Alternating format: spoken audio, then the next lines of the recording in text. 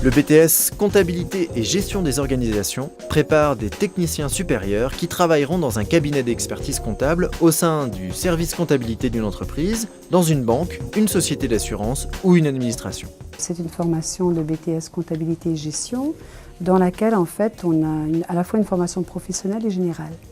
Nous avons des matières spécifiques, la comptabilité, la fiscalité, la gestion budgétaire et sociale, mais aussi des matières générales, mathématiques, anglais, économie, droit, management et culture générale. J'ai choisi cette formation parce qu'elle a pas mal de débouchés en fait.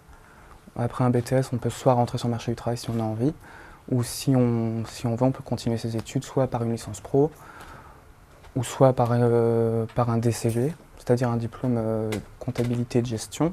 Alors c'est le niveau au-dessus du BTS, ça permet d'aller vers la voie de l'expertise comptable pour ceux qui souhaitent. C'est assez long on va dire, mais il y en a qui ont le courage. Notre public est principalement des jeunes issus de baccalauréat STG, enfin STMG maintenant, des baccalauréats professionnels tertiaires, mais aussi des jeunes qui viennent d'enseignement général avec un bac ES, un bac S. Il y a dans cette filière un vrai dynamisme de projet, basé sur l'entraide et le tutorat.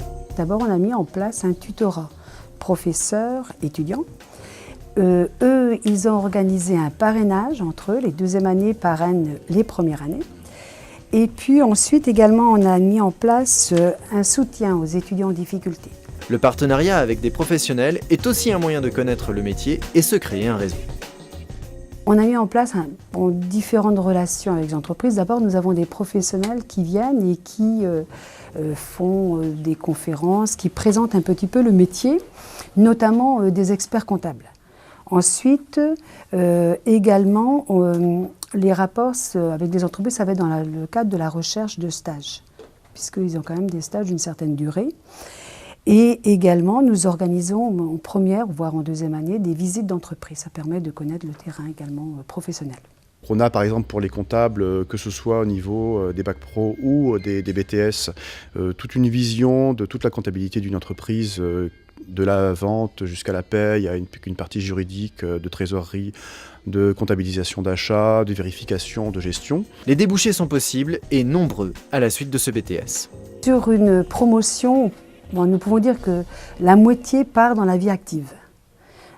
Donc ils vont travailler dans des cabinets d'experts comptables, ils vont travailler dans des entreprises, dans les services comptabilité, et l'autre moitié fait encore une poursuite d'études.